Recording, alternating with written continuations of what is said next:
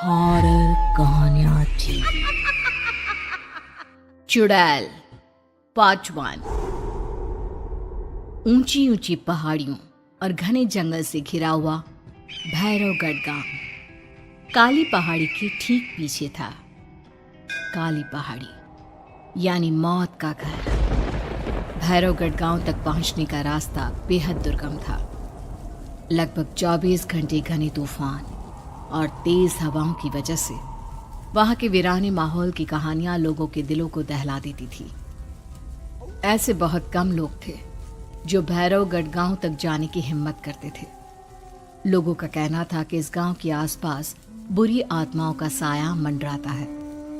गांव के रहने वाले लोगों ने वैसे तो अपनी आंखों से किसी बुरी आत्मा या साये को नहीं देखा था, लेकिन गांव का बच्चा बच्चा इस बात को महसूस कर सकता था कि गांव के ऊपर कोई तो खौफनाक साया मंडरा रहा है।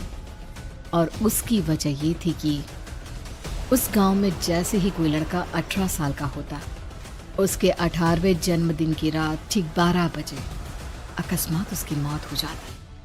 हर बार ये मौतें बड़े ही रहस्यमयी ढंग से होती और इस बार सरपंच सुमेर के बेटे को 18 साल होने में अब बस 15 दिन बाकी थे। अजी सुनते हैं, हमारा बेटा भी कुछ दिन बाद 18 साल का हो जाएगा। कहीं वो डायन उसे भी खा गई तो। कैसी बातें कर रही हो? जब वो इस गांव में ही नहीं है तो कोई भी डायन या बुरा साया उसका कैसे कुछ बिगाड़ सकता है? उसे कुछ नहीं होगा। हाँ जानती हूँ, आपने उसे पढ़ाई के बहाने इस गांव से बाहर निकाल शहर भेज दिया है, लेकिन ये भी तो सच है ना कि वो बार बार यहाँ आने की जिद करता रहता है। वो चाहे कितनी भी जिद कर ले जानकी, पर मैं उसे इस गांव में कभी वापस नहीं आने दूंगा। मैं नहीं चाहता कि गांव के दूसरे लड़कों की तरह मेरे बेटे की भी अजीबोगरीब ढंग से मौत हो जाए। कभी कभी तो लगता है कि हम सब गांव वालों को हिम्मत करके अपने गांव को इस बुरी आत्मा से छुड़वा लेना चाहिए। लेकिन कौन जानता है आखिर वो खतरनाक साया किसका है? वो काली आत्मा कौन है जो रातों रात हमारे गांव के लड़कों को निगल जाती है? सुमेर और जानकी जब ये सारी बातें कर रहे थे तब रात के लगभग 10 बज चुके थे और हर रात की तरह भैरवगढ़ गांव एक भयानक काले तूफान की आगोश में था। बाहर चल रही तेज हवाएं और बारिश के बीच कभी कभी ऐसा लगता जैसे कोई बुरी तरह से चीख रहा है। किसी के तड़पने और चीखने की आवाजें गांव के कानों में बार बार टकराती, पर वहां रहने वाले किसी भी औरत या आदमी के अंदर इतना साहस नहीं था कि वो अपने घर से बाहर कदम रख के उन आवाजों तक पहुंच सके। सो जाओ जानकी और घर के खिड़की दरवाजे कसकर बंद कर दो। अब जानकी सब खिड़कियां ठीक से बंद करने ही लगती है कि तभी उसे अपने घर के दरवाजे पर जोर जोर से खटखटाने की आवाजें सुनाई देती है। इन आवाजों को सुनकर जानकी और सुमेर के चेहरे डर से पीले और हाथ पैर ठंडे पड़ जाते हैं। जानकी, जानकी, इतनी रात कौन होगा? पता नहीं, ऐसा लग रहा है कोई बुरी तरह से दरवाजा खटखटा रहा है।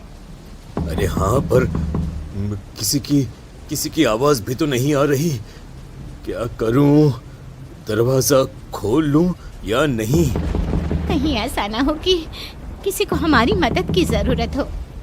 लड़खड़ाते कदमों से सुमेर दरवाजे के करीब जाता है और अपने कान को दरवाजे पर रख धीरे से आवाज देते हुए पूछता है, कौन कौन है? कौन है वहां? तभी एक बेहद डराने वाली आवाज उसके कानों से टकराती है। दरवाजा खोलो, दरवाजा खोलो, वरना आज की रात इस गांव में कोई जिंदा नहीं बचेगा। मैं जानती हूँ तुम्हारा बेटा 18 साल का होने वाला है। अगर उसकी जान की जरा भी परवाह है तो दरवाजा खोल दो। इस आवाज को सुनते ही सुमेर घबरा कर पीछे हट जाता है और जानकी को पूरी बात बताता है। कहीं वो डायन हमारे घर तक तो नहीं पहुंच गई? अब हम क्या करेंगे? मुझे दरवाजा खोलना ही होगा जानकी। मेरे पास अब कोई रास्ता नहीं है। इतना कहकर सुमेर डर से अपनी दोनों आंखें कसकर बंद करता है और कांपते हाथों के साथ झटके से दरवाजा खोल देता है। तभी किसी के जोर से हंसने की आवाज सुमेर और जानकी को सुनाई देती है। उस आवाज को सुन दोनों दरवाजे की तरफ देखते हैं और सामने अपने बेटे राहुल को खड़ा देख दंग रह जाते हैं। राहुल के हाथ में उसका मोबाइल होता है जिसमें से वो आवाज बज रही थी। ये क्या मजाक है? और तू यहाँ, तुझे मना किया था ना गांव में आने को, समझ में नहीं आता क्या? 18 साल का होने वाला है तू। माँ, आप लोग भी पता नहीं किन अंधविश्वास भरी बातों पर भरोसा करते हैं। क्या क्या मैं अपने घर नहीं आ सकता? आप लोगों से नहीं मिल सकता? देख बेटा, हमने तुझे किसी वजह से ही इस गांव से दूर रखा था और यहां आकर तूने अच्छा नहीं किया। चल चल चल, मैं तुझे अभी के अभी वापस शहर छोड़कर आता हूं। ओफो पापा, आप बेकार की बातों से परेशान हो रहे हैं। बाहर इतना तेज अंधड़ तूफान चल रहा है, कहीं जाने की जरूरत नहीं है। मैं बस आप लोगों से मिलने आया हूं, कुछ दिन रहकर चला जाऊंगा। दिमाग खराब हो गया है इस लड़के का, नहीं जानता कि इस गांव में ये सुरक्षित नहीं है। किसने कहा था तुझे यहाँ आने को? ये आवाजें सुन, बाहर से जो आवाजें आ रही है तुझे सुनाई नहीं देती क्या? अरे माँ, जब जोर से तूफान चलता है, तेज हवाएं चलती हैं, तो इसी तरह की आवाजें आती हैं। ये बहुत नॉर्मल है माँ। नॉर्मल होगी तेरे लिए बेटा। 4 दिन शहर में पढ़कर आया है तो अपने माँ बाप की बात नहीं मान सकता। माँ, मुझे अभी बहुत जोरों से भूख लगी है, पहले कुछ खिला दो, और रात भी बहुत हो गई है। हम इस बारे में कल बात करते हैं, ठीक है? राहुल के वापस आ जाने से जानकी और सुमेर की आंखों की नींद उड़ गई थी। खाना खाने के बाद राहुल तो अपने बिस्तर पर जाकर सो गया, लेकिन जानकी और सुमेर पूरी रात उसके कमरे के बाहर पहरेदारी करते रहे। उन्हें पल पल इसी बात का डर था कि कहीं उनके बेटे को कुछ हो ना जाए। रात बीतती है, सुबह का सूरज निकलता है। अब जैसे ही वो राहुल को नींद से जागते देखते हैं तो उन दोनों के दिल को सुकून मिलता है। अरे माँ, पापा, आप अभी तक यहीं बैठे हैं? क्या पूरी रात सोए नहीं? जिनकी जवान बेटी की जान को खतरा हो, उन माँ बाप को नींद नहीं आती बेटा। बेटा, अब तो वापस शहर चला जा। देखो माँ, मैं किसी जरूरी काम से इस गांव में आया हूं, और वो काम पूरा होने के बाद मैं खुद यहां से चला जाऊंगा। काम? गांव में तेरा क्या काम है? पापा, मैं बचपन से ही इस गांव के बारे में बेहद डरावने किस्से सुनते आया हूं, इसीलिए अब मैं उन्हीं किस्सों के ऊपर डॉक्यूमेंट्री फिल्म बनाऊंगा। रिसर्च करना चाहता हूं कि आखिर सच्चाई है क्या। हे भगवान, लो जी, सुन लिया, और भेजो इसे पढ़ने के लिए शहर। मैंने आपसे पहले ही कहा था, मेरी बहन के पास दूसरे गांव भेज दो। ना ये शहर जाता और ना उल जुलूल की बात इसके दिमाग में आती।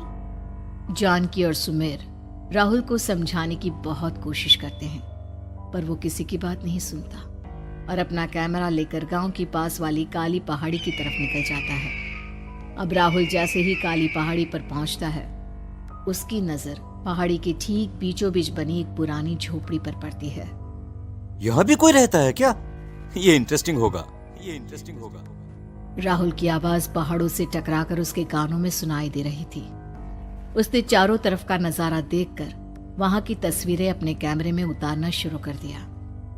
तभी अचानक राहुल ने अपने कैमरे में खींची हुई तस्वीर को जूम करके देखा, और उसमें उसे जो नजर आया वो देखकर राहुल की होश उड़ गए। क्या सचमुच उस गांव के ऊपर किसी बुरी आत्मा का साया था? क्या राहुल की जान बच पाएगी? क्या देखा था राहुल ने उस फोटो में जिसे देखकर वो दंग रह गया? इन सवालों के जवाब जानने के लिए देखिए इस कहानी का अगला भाग।